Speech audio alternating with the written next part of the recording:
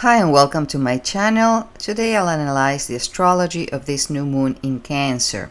As always, new moons are new beginnings as the sun, male/yang principle unite with the moon, yin/female principle, opening a portal for manifestation of the energies of the sign they're in. In this case is Cancer. Let me remind you that the new moon, as most astrological events, not necessarily manifests the day of, but opens up a portal that can last up to 6 months. Now, this new moon is ruled by itself, as is in rulership in Cancer. The moon represents your mood, your emotions, intuition, comfort, nurturing, etc. And Cancer is the sign of the animal that doesn't leave the house. It has an exoskeleton, so it's very protective. Cancer is a water sign, so it rules feelings and is comfortable with going with the flow. And it's cardinal, so it's comfortable with initiating something new in line with the new moon energy. And it could be very strategic and motivated. Now, Cancer is home-oriented, family-focused, caring, cyclical, like the moon, so it can be moody, it changes quickly, but it's very instinctive, also very private, attached, and security-seeking, but it's soft in the inside in spite of the outer shell, so it's very receptive. This coincides with the time of the year that kids are at home on vacation and it's time for family planning and for fun. Now, this new moon is in conjunction with Jupiter, the great benefic, that is exalted in Cancer. And Jupiter is larger than life. It rules growth, abundance, optimism, faith, wisdom, philosophy, freedom, etc. Jupiter uplifts, expands, and teaches, though it can be in excess, so it could lead to overindulgence or unrealistic expectation. And Jupiter is also Cassimi right before the new moon, which means that it becomes one with the sun within 1 degree. It's like being crowned by the king itself, amplifying Jupiter's splendor and potency. Now, when a planet is Cassimi, is basically the death and rebirth of the planet. It's like it resets the synodic cycle between the sun and the planet. So that is also another indication of a new start. And Jupiter rules Sagittarius and Pisces, traditional, and Sagittarius represents the quest for meaning, the drive to explore the world through exploration, travel, learning. It represents belief systems and experiences. It values expansion and freedom, often pushing boundaries. And Pisces represents the mythical, the spiritual dimension of life. It seeks oneness. It tunes with the invisible realms. Pisces has no boundaries and it can merge well with the others, sometimes too much. It rules dreams, intuition, the collective unconscious, and that is where we have our North Node now, that is like our North guiding star.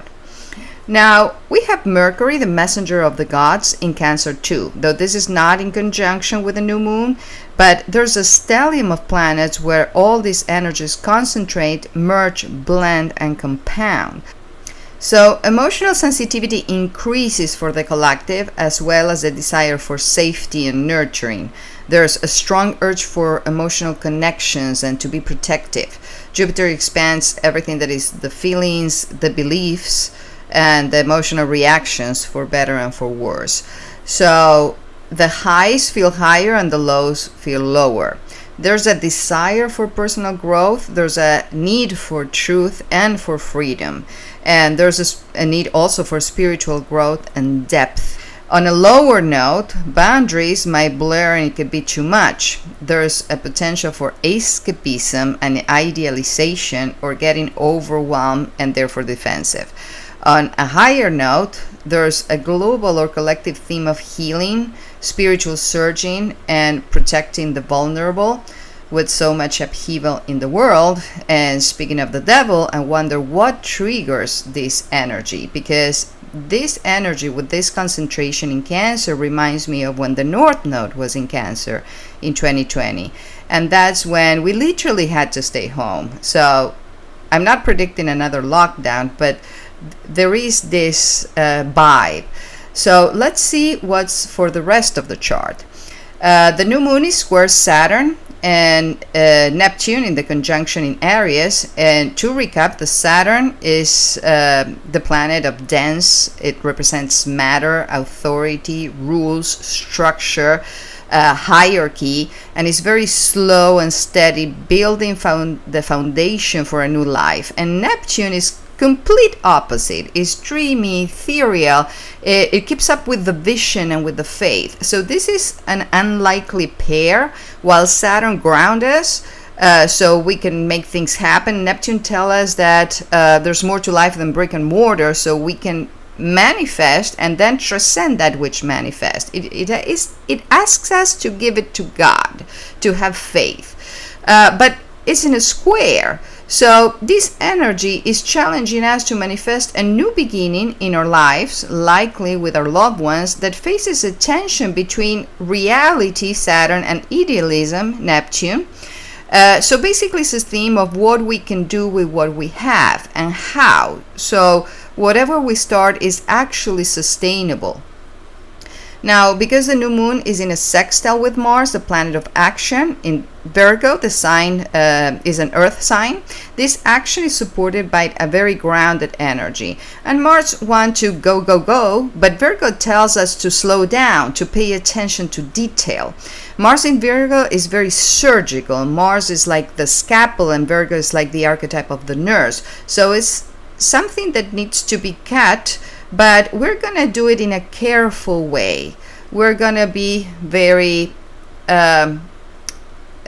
discriminating. That's the right word. But because we also have the South Node in Virgo, and that's what we need to release, we don't want to be too anal, too critical, or let the tree hide the forest. And with Mercury in Cancer, that's another indication of paying attention to details, but more in a balanced way.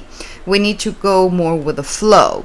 So balance is this weird thing that is a challenge to achieve it, but more so to maintain it.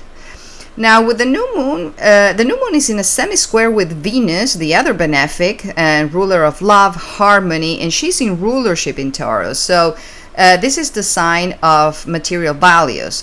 And now we have both benefics dignify, so we can manifest what we want, but not without personal effort. We need to be invested. And Venus is in good aspects with the nodes of faith, supporting the mission, with the past and the future. Now the new moon is also in a quincunx with Pluto. And a quincunx is a very uncomfortable aspect because they have nothing in common. They don't have the same polarity, they don't have the same element, they don't have the same modality. And Pluto is the planet of death, rebirth, and transformation in Aquarius, the sign of the collective. But a quincunx, also what we call an inconjunction, is like the planets don't even speak to each other. So a transformation may feel very alien. We might want to be couch potatoes when the world is requiring us to step up our game. Now, there's a finger of God with this new moon and Mars also in an inconjunction with Pluto, pointing out to this transmutation, meaning transformation plus mutation, meaning growth and change. And this is unavoidable, as uncomfortable as it could be. But remember, in life you have two kind of periods, the periods of rest and the period of growth. And those are incompatible. When you rest, you don't grow, and when you grow, you don't rest. And we need to learn how to go with the ebb and flow, not to struggle with the juggle, so to speak. And with Venus in rulership and the moon too, we have both the feminine yin signs in power, which counterbalance this Mars energy, which is very relevant, not only as it forms, as it's part of the yacht with the new moon and Pluto, but also as it disposes the Saturn-Neptune conjunction in Aries. So there's a balance between aggression and diplomacy. And finally, Mercury, the planet of communication in Cancer, represents like our love language, how we communicate with our loved ones. They say that between what is said and not meant, and between what is meant and not said, most of love is lost, because we're more comfortable with sending someone to hell than saying sorry. And Mercury is in a square with wounded Chiron, the planet where we hurt, but also where we heal. So we need to learn how to talk about the issues that separate us, as vulnerability is paradoxically a strength. And Mercury is in an opposition with Pluto, challenging us to transform the way we express ourselves. But Mercury, in a supportive flow with the Saturn-Neptune conjunction, help us manifest, as in the beginning it was the word, because the word comes from the thought, from the world of ideas that precedes manifestation into matter. And Mercury, representing the word, is in a flow with Uranus too, the planet of shock and change, sudden change. And Uranus is the higher octave of Mercury, is electrifying, is liberating. So who knows? You might get shocked at someone telling you that they love you, or the other way around. So overall, this is a positive, unifying new moon where we set the record straight. And this is by prioritizing what's important in our lives, and it takes the focus away from the world into our world. And just as astrology is above, so below, the world is also a reflection of us, as within, so without, and the other way around. Okay, and for Cancer, Sun, Moon, or Rising, this is your new moon. So this affects you above all. Is in your first house of self, so it affects the self, the identity, the physical body, your outlook, basically all of you. And it's like a cosmic reset. It's a growth that comes from facing challenges like the hermit crabs when they change their shells. I don't know if you've seen those videos. They're very appropriate, so look them up. They're very cute. They all line up from small to large, and they change houses as they are outgrowing them quickly before they get burned by the sun. And with the new moon in Cancer, this signals a powerful rebirth of the self in all areas of life, emotionally, physically, spirituality, you name it. Is a chance to set boundaries to define how you want to show up in the world. You might feel a little bit hesitant or vulnerable or raw, but also you're ready to reclaim your life on your own terms.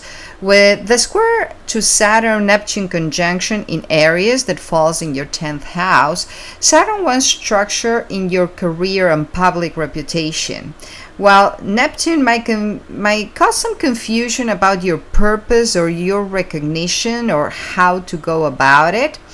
And the square challenges you to align your personal needs with your responsibility and with visibility.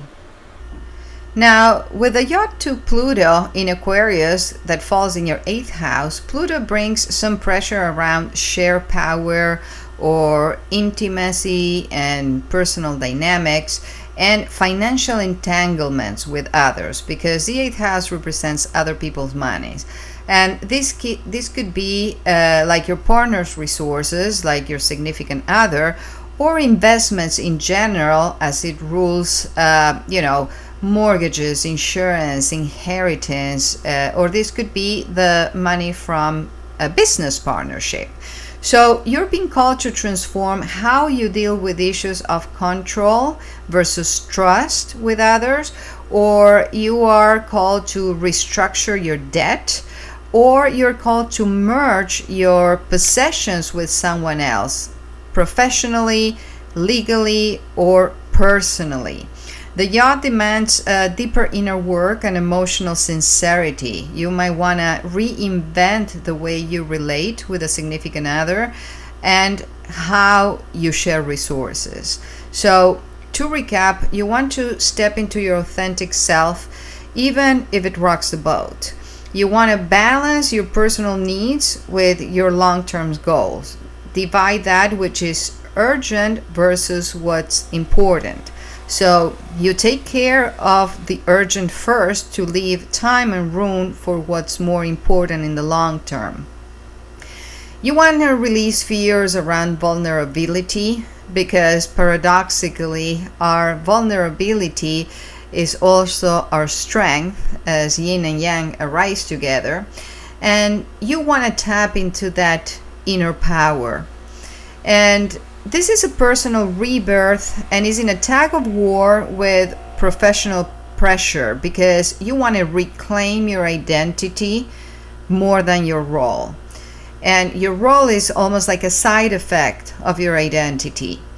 Now, this has to come from emotional truth, so you can basically manifest a real reputation, a reputation that represents you, that you find in alignment with your higher aspirations. You want to balance your inner needs with outer demands, from the acknowledgement that you're not who you were, and that's okay. It's actually better.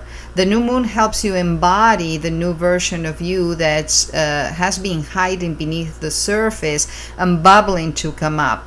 So don't shy away, dare to shine. And from there, this is how you're going to manifest yourself in the world, and it has 7 degrees of separation affecting your loved ones, your production, your possessions, etc.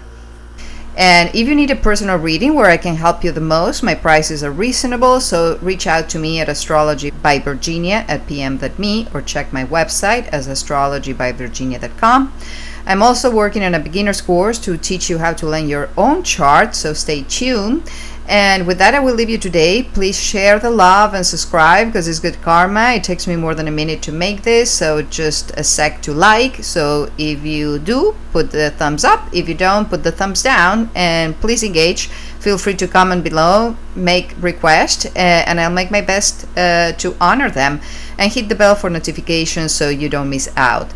Remember, I will never reach out to you, so be aware of scammers. Thank you for your time. See you in the sign by sign. Namaste.